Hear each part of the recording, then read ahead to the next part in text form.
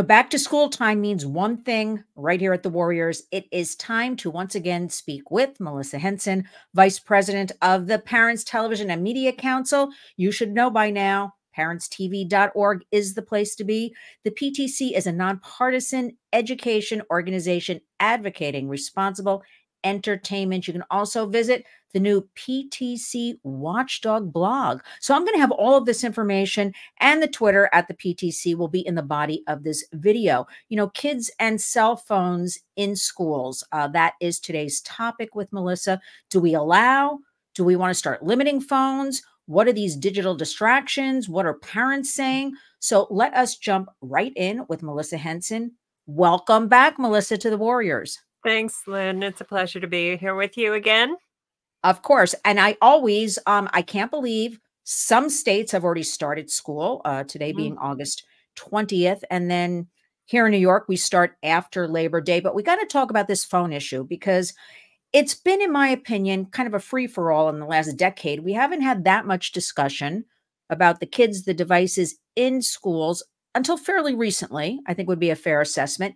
And now it seems to be a very big topic of discussion. And I know you wrote an article for the Washington Examiner, but before we get into that, lay out the landscape of what's been going on with the kids and the phones and the parents and the schools, the whole 9 yards. Yeah, I mean, it's really kind of fascinating to watch the progression of this issue over the years, because if you look back, say, maybe a decade or so, there were a lot of school districts that were experimenting with these bring your own device or bring your own technology policies, where they were actually trying to encourage and engage kids with their own devices and say, hey, kids are going to be on the phones anyhow. Let's try to find a way to incorporate it into the education. Let's try to find a way to use them in the classroom. And I think what we've seen is that was a disastrous experiment. It was a complete failure. And instead of becoming a useful pedagogical tool in the classroom, what I think a lot of teachers were finding was that it was a constant distraction. It was a constant, battle contest of willpower, to see who's going to fight harder for, put the device away, or is the kid going to, fight for the right to keep the phone out? And it became these power struggles in the classrooms, became a huge distraction. And now we have all kinds of academic studies showing that it's really negatively impacting kids' academic achievement and academic outcomes. It's not helping them in the classroom. It's a huge problem. It's a disciplinary problem, and it's a distraction. Yeah. And also with their socialization, but we're going to get into that. I want to get into your article, but I want to throw something at you because I just thought of it. And this is the way I think, Melissa, but I keep asking because here I'm in New York, and our governor, Kathy Hochul, has put out, we are going to institute 2025. We will have no phones in the classrooms. At the same time, the New York public schools, I'm using my home state as an example, a lot of the teachers, they tell the kids you have to do the assignment like on your device. Yeah. Or there's not enough textbooks. Yeah. So they say, okay, use your device. We have kids that don't have internet at home, kind of thing. Or we have kids that their Chromebooks that were originally issued at one point got stolen, broken, misplaced. They're trying to do homework on phones. So I very innocently, I thought Melissa was innocently, asked, well, how are we going to work out these issues? Like what is that transition period like to correct all that to get to this point? And what will the program be for the schools? Obviously, if we have a uniform program, I know it kind of now goes state by state or district by district, what we're working on. There is no federal legislation about this. But what can you share with us about any of this? Because I still see the disconnect and a lot of work to be done to get to this point. Yeah, no doubt there is a lot of work to be done because, we've spent the last couple of decades now trying to work on this transition, making technology more and more part of the students' experience. And you're right. In a lot of situations, the textbooks are only available online. They're not being handed physical textbooks anymore, or they're being asked to have a Gmail account, and they're getting all their communication from their teacher through email rather than notes home or whatever it used to be back in the day. no doubt there's a lot of kinks that need to be worked out. And it's really important to get parents and educators on the same page too, because, you know, what I found fascinating in the course of pulling together the research for this report was a lot of the resistance to taking the phones out of the classrooms is not coming from the kids themselves. A lot of the resistance is coming from the parents. Yeah. And I think a lot of this stems from, you know, during the COVID lockdowns, mom and dad got used to being able to text and say, hey, what do you want for dinner tonight? And get an immediate response from their child. And so now they still expect to be able to text their kid in the middle of calculus and say, hey, what do you want for dinner tonight? And get an immediate response. And so the resistance, surprisingly, is not coming from the kids. It's coming from the parents. So there's a lot of issues that still need to be resolved. I'm hearing still from other parents about extracurriculars where the kid is expected to be part of a chat group, or they're expected to have an Instagram handle so that they can be tagged on, you know, team photos on Instagram. And, so it's really important that we try to get on the same page and really push back on schools' expectations around kids and technology, and their need to have a device in order to be able to function in a school environment is wrong. Yeah, it is. You bring up a good point about a lot of these after school activities. They do want the kids to sign on, be part of the group chats. And as we know, that's just opening up the devices, you know, to the world and also to the predators. But before we get into all of that, let's talk about your article, your column in the Washington Examiner. What prompted you to do this? Do you just want to do it on your own? You're raising awareness about the cell phones in schools. It is such, not only is it such a distraction, just there are bad actors that are breaking in. And I just read this morning, Melissa, 1 in 17 kids are approached with sextortion on their devices. Now I have to research it a little more. It's a new campaign that just broke. I got the information on. I have to research a little bit, but 1 in 17, and it points out that equals one child in every American classroom across America. So fill us in about the article and how important it is for parents and caretakers and also kids. I also maintain we have to have partnerships, age appropriate, but with the kids, because so many things are not age appropriate. They're learning anyway. Let us be these educators and leaders. So what do you have to say about the article? Fill us in. Yeah. So the reason for this article was we were seeing more and more school districts around the country trying to figure out how do we get a handle on what's become a pretty serious problem, which is kids constantly on their phones. And we've seen all these stories about teachers, they're getting into a battle of wills. They get into these power struggles with kids over the phones. They want the kids to put the phones away or put the devices away during instruction time. And the kids say, "Oh, I have to answer my mom. I need to respond to this text." Or they're recording TikTok videos in the halls during the school day, or they're destroying school property so that they can upload a TikTok video. It has just become such a huge disciplinary problem in so many schools. And schools are really struggling because they don't have the support and cooperation from parents. When they try to discipline these kids, or the school confiscate a phone or device and the parents come storming in the school. "How dare you take my child's device?" So there are a lot of teachers, a lot of administrators, a lot of schools, school districts are really struggling with how to deal with this problem. And what it's come down to in a lot of areas is a statewide cell phone bans. And that was recently implemented here in Virginia, where I am. Governor Youngkin recently instituted a statewide ban on cell phones during instruction time. I know Florida has already passed a law, and we're up to now, I think, about 27, 28 different states across the country have some form of cell phone ban in classrooms during instruction time. Some schools allow it between classes. Some schools allow it during lunchtime. Some schools are requiring the kids to put them away at the beginning of the day, and they don't get them back until the end of the day.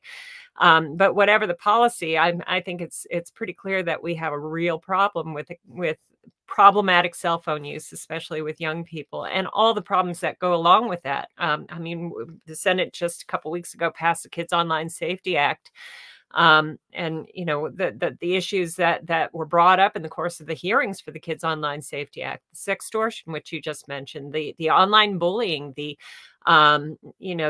disordered eating that is being encouraged from Instagram, the predatory behavior from adults. There was this story, I think it was in the New York Times a couple weeks ago, about a mom whose daughter was a gymnast or something like that, and she created an Instagram account for her daughter, and 80% of the users are adult men who are sending creepy messages and offering to buy gifts for this underage girl. I mean, it's scary what's out there and how much we're exposing our kids to when we put these powerful little devices in their pockets and send them off for the day. Yeah, I think I think I ask you the same question almost all the time, every time we speak. Why can't the parents understand what we're talking about? Now, some do, and this, I'm not judging, okay? We're putting information out there. We're talking about it a lot. We're doing, take actions. Why? Um, you know, why are they fighting? Because you stole one of my questions, because I was reading the parents. They want 24/7 access to their kids. Yeah. Why? I mean, we went to school. I mean, we had a payphone, like Right. it seemed to work in some fashion. I know this is a new world, a different environment. People think differently. We didn't have the internet then.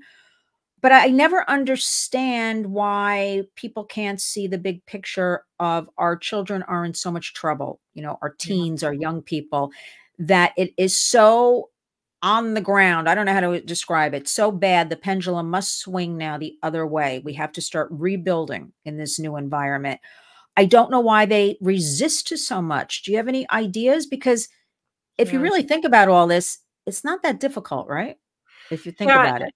I think you and I probably talked about the Jonathan Haidt book that came out a Yes. couple months ago, The Anxious Generation. And I think the most, for me, the conclusion that he reached that I think is most compelling is that our kids are overprotected in the real world. And that's where the parents' reluctance to let go of the cell phones comes from. They want to hover, they want to micromanage their kids' lives. They want to know about every negative interaction their child has, that they can tell their child how to respond to every negative interaction, instead of trusting their child to figure this stuff out for themselves and figure out how to navigate through the world on their own.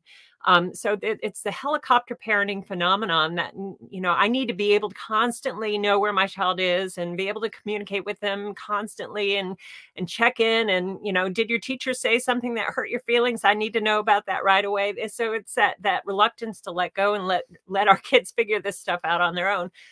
So he says our kids are overprotected in the real world and underprotected online. And that's exactly it. That's So it. there's this sort of cognitive dissonance going on where I'm going to give my kid a phone because I need to be able to be in communication with them all the time. But I'm also not going to supervise what they're doing when they're on their phone. And so they're going to have access to predators, and they're going to have access to pedophiles, and they're going to have access to pornography. I don't get I'm it. not going to worry about all that as long as I know where they are 24/7.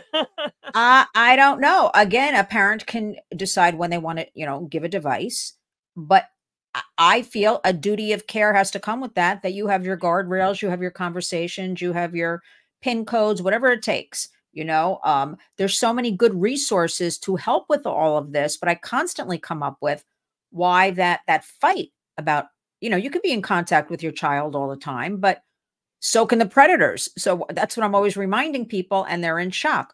All right, now let's get into do you think, so right now it's kind of all over the place, state by state. Do you ever think we'll see some federal legislation on this? Or is that too scary? Because that's the other pushback I get. Oh, more government, more laws, more banning. People get crazed when they hear the word banning. But here's what I maintain, Melissa, things are so bad. And when did our children become, the product? Like, Yeah. why are people, our future adults, our future leaders, right? Like, why aren't we putting that fight into them? Do you think is there any talk about federal legislation? We just haven't gotten there yet. It's a state by state. Yeah, I think right now this is an issue that's being hammered out state by state, in some cases even school district by school Yes. district. And I think that's one of the real advantages of our American Republic, is that, you know, there is sort of the laboratory of policy going on, you know, and it's up to the different states to figure out, okay, what's going to work. And, you know, so New York City may try something and it doesn't work. And then New York State schools may do something and find that that's really successful, and that gets implemented at the school level or the district level. And South Carolina may try something that works really well, and other schools can adopt that similar policy. Yeah. So I think that's a real strength and a real advantage of our system of government, is that we can use the states as laboratories to sort of figure out what works and what doesn't. And at this point, that's probably better than any kind of federal legislation, because, you know, one size doesn't necessarily fit all, and the needs of different school districts are going to vary tremendously. And the disciplinary problems that they're dealing with are going to vary tremendously. And the pushback they're going to get from parents is going to vary tremendously. So I think probably at this point, working it out on a state by state level is probably the best way forward. Yeah, we even have here where I do work in Connecticut, New Jersey, and also New York, we have school by school where they've already instituted, you know, a couple of parents get together and they make a presentation. But we know, and there are also studies that show kids who aren't on the devices all day during the school hours are doing better. Right. It's kind of a no-brainer if you think about it. They're not Right. distracted. And I feel like, gee, these teachers these days have a really tough job. Not only do they have to try to teach, coming up against the parents with all of this, but, you know, I thought what's interesting is that I forgot about like the watches, you know, like the Fitbits are Yeah. all part of this, because I always think cell phones. But there are a lot of different devices, and teachers have even reported the kids are hiding them like in places where they're not supposed to have them in the classroom. Yeah. So this really is not even a startling, just a very realistic something going into the beginning of the school year we have to deal with. Fill us in, because we've spoken before about the other things. You touched upon it. I'm not hearing a lot. We've talked a lot in the past about bullying. When I'm doing research just lately, there's tremendous bullying I'm seeing, like really bad with kids. And I think we have to kind of, you know, push that up a little bit more, because we do have these cases of children either self-medicating, killing themselves. It's horrible. So fill us in about some of the other dangerous algorithms, such as the eating disorders, or anything you want to talk about. We need to really, I don't want to use the word beat, but like, you know, I want to brainwash the parents and grandparents too, because we have a lot of grandparents that are taking care of the kids these days. Just what they need to know, because they really are so in shock when I try to talk to them about what's happening online. But we need to shock them, I think. I think we're at that point where we need to shock them so they take action. So give us a few other pointers about being online. Yeah, well, for example, this was a few years ago. A Facebook whistleblower testified to a Senate committee that they had their own internal, over at Meta, which is the parent company for Facebook and Instagram, they had their own internal research that showed that they make body image worse for something like 3 out of 4 teenage girls. So they knew this. And the reason is because of the algorithms, and the algorithms are what keep people hooked on the platform, right? So whatever you engage with, you're going to see more of. If you're liking every, you know, cute video of puppies, you're going to get a lot more cute videos of puppies. But by contrast, if you are engaging with content, like, for example, you're looking up healthy diet recipes, right? And you start engaging more with that kind of content, you're going to start getting more of not only the content that you were specifically looking for, but more extreme versions of that content. So looking for healthy diet recipes, what they found very rapidly leads to,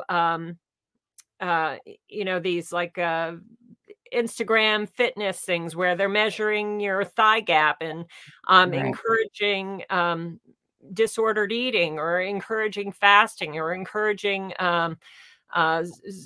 unrealistic body ideals and so forth. And so what they were finding was that it was making body image worse for teenage girls. And there was a direct connection between increased incidences of hospitalization for eating disorders, There've been a spike, an increase year over year in suicidal ideation and suicide attempts. And this also connects back to these social media algorithms, because if a kid is going through a period where maybe they're feeling a little bit blue, a little bit depressed, but this isn't a chronic condition, they haven't been diagnosed with any kind of clinical depression, but they're going through a blue period, and all of a sudden they're engaging with content relating to their current mood, all of a sudden they're getting stuff that is feeding that depression and encouraging them to dwell and to, sort of ruminate on whatever it is that's making them feel bad. So they never escape from that. And that has been linked to suicidal ideation. And in the case of the UK, there was a case of a teenage girl in the UK who committed suicide because of content that she was being fed on social media platforms. And I've also been noticing the UK is actually implementing stronger kinds of laws than we're actually doing here in the US. That brings me to, we have Kids Online Safety Act that they sort of recently rebranded and combined. Now they're calling it KOSPA. So that's like Kids Online Privacy Safety Act. They combine that with the Children's Online Privacy Protection Act. Yeah, which is fine, but people still call it KOSA, KOSA. Right? Yes, I call it everything. I put slashes. What do you hear? So that's going to land soon, in the fall, back in September, in the House. Right.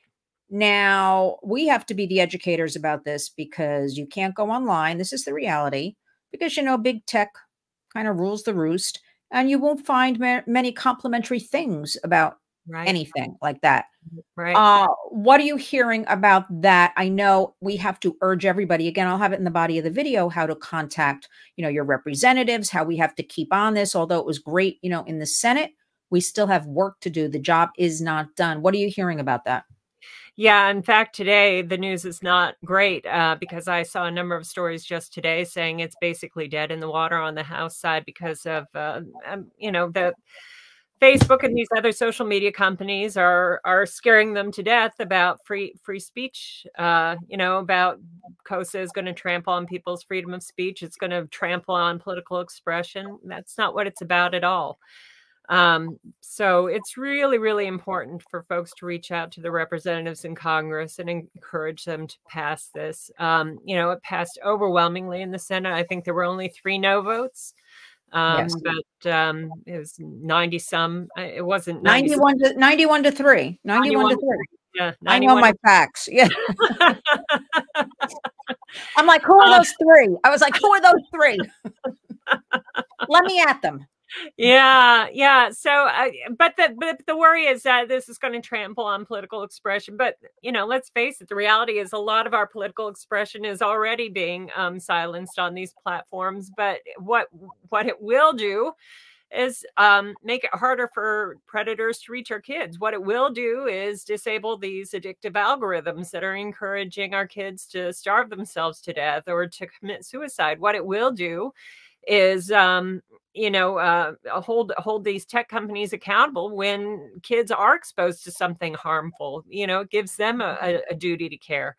It requires them to remove potentially harmful content if it is foreseeable that kid's going to see this and they're going to commit suicide because of something they saw on Facebook. Facebook has to take it down. So we really need to be vocal in speaking out to our representatives in Congress and tell them to move forward with the Kids Online Safety and Privacy Protection Act. Yeah, I'm not giving up. We cannot give up. We have to be warriors, because we've come this far after almost 3 years. It's about 3 years going on, and just passed, right? 91 to 3. Again, those 3, I'm looking for them, but I'll leave that for a while. And I think it's something that is not asking much of big tech, right? And this is how common sense stuff, have the strongest parental controls on by default. It doesn't say, it has to be parental controls have to remain in place for the 68-year-old Facebook user, but put them on by default and the adults can turn them off. I mean, this is common sense stuff. Well, we have to pound away with that. Let me ask you something. I want to go back to this phone thing for a second. Do you think, oh, maybe you should do it. We need like a teacher training package, maybe. Like we put because actually somebody in New York, a parent contacted me, public school. One, she's annoyed because they're instituting uniforms, which I, of course, think is great. Being a student of uniforms, I loved it. You didn't have to worry about clothes, Right. but it's public school and it's just like a white shirt and dark pants for a young man. And I think it's a good idea. Mhm. But she was really upset because for the first time as her child is going to 8th grade, they're holding a parents' orientation at the beginning of the year. And I'm like, that is fantastic. Like, Yeah. what is expected? Because they've never, and she's like, I don't have time for this. Why would they do it? They can email me.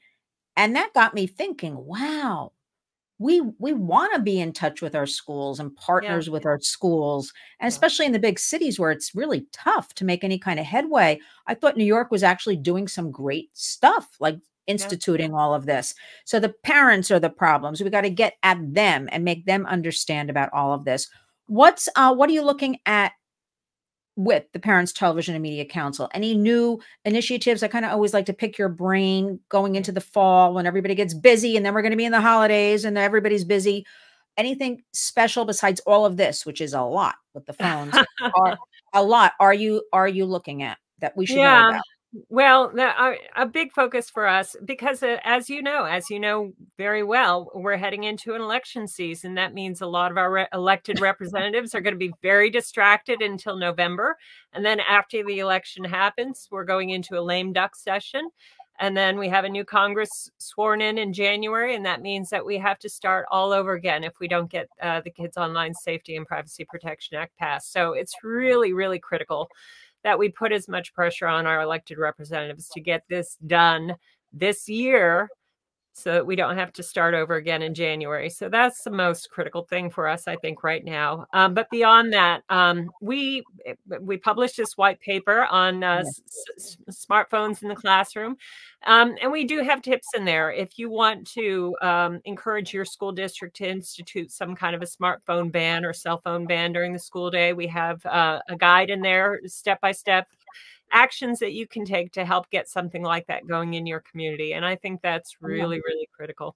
But the biggest piece of it all, I think we as parents need to be on the same page. We need to be willing to let go of our need to be in constant contact with our kids, but we also need to be aware of what our kids are doing when they are on these devices. So let's flip that narrative that Jonathan Haidt was talking about. Let's, give them some room to navigate in the real world without being a helicopter parent, but we need to protect them much more carefully when they are online.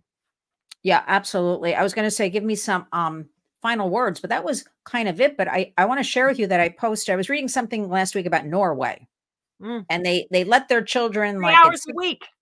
They're like all alone. I don't know. They're walking 10 miles to school. They're coming home and making dinner for the And so I posted a little, on our channel, a little focus group, and everybody, of course, I'm like, what do you think of this? Do you think it could work? Of course, everybody was horrified. They're like, no, cannot work in the United States. But I do think if we just think about that model and just take a little bit of it, right? And start maybe with, take the device away half hour a day. Like we start working towards things. I think things can really be done, but it's up to us to educate. It's up to parents and family members to really take this information and do it. Right. And I want to say with the Parents, Television and Media Council, you do all the work. We're going to have all the links. I'm going to have your article.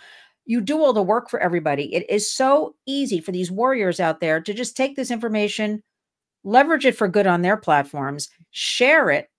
Take this phone program, get a few other parents, one or two even, go to your school and start the discussion. Just start the discussion and it can lead somewhere. Non-confrontational, everybody calm down, take a breath. We know we're in an election year, but we've got to keep an eye on these issues because they're slipping, in my opinion, a little bit to the wayside. Let me ask you one other thing, because I just thought of it. Are you hearing anything? There was a little bit of movement on now our audience will really kind of glaze over, but I think it's very important I ask you, the expert. The Section 230 of the Communications Decency Act, there was talk of updating that since it is old now, from 1996. Hearing anything, because I really think it's very important that we address that and start working on something that's 30 years old and really doesn't apply fully anymore. Yeah, yeah. There has been a lot of talk, and I think a number of different bills, both in the House and Senate, aimed at Section 230 reform. I'm not aware that any of them has the kind of traction, for example, that the Kids Online Safety and Privacy Protection Act has. I'm trying to remember. I don't remember if Senator Hawley, I think, had something that he was introducing on Section 230 reform. Yes, yes. Yeah, so I haven't heard anything about it, but yeah, I knowing don't. you're an insider there, I thought I could pick your brain, get you to spill some Yeah, beans, maybe. yeah, no, I haven't heard that there's been much forward movement on any of those. However, on the positive side, I do know that Senator Cruz introduced a bill aimed at, curtailing so-called revenge porn. And also using AI to generate explicit images and putting some criminal penalties behind that. I know that passed overwhelmingly out of committee, so let's hope they can get something going on that one. That's right. I've got to promote that more because we're not hearing a lot about that, but it did. It's if that was an important step. So I've got to be promoting that as well as Parents Television and Media Council. Well, Melissa Henson, it is always a joy to share your voice and your expertise. And I always thank you for all of your dedication and a commitment. I will have all of the links in your article in the body of the video. I want to just tell you that we really depend on you for information, common sense information. You're very calm. You calm me down because, I'm just ready. Well, I just don't understand a lot of things, Melissa, like, why we can't have the Kids Online Safety Act. Like, can't we have one thing? Could we have one little thing? You can't thing? lose that fervor, though. You got to keep fighting, Lynn. I know you'll do it. I'm going to do it as long as I have you to give me the great information. Well, Melissa, let us speak again soon. There are so many issues as we head back to school right now. We're going to focus on the phones, the cell phones in the classrooms. Again, I'm going to have all of your information in the body so people can easily use it, get this movement going. And I want to say to you, thank you, thank you, thank you again, because your voice is critical and crucial.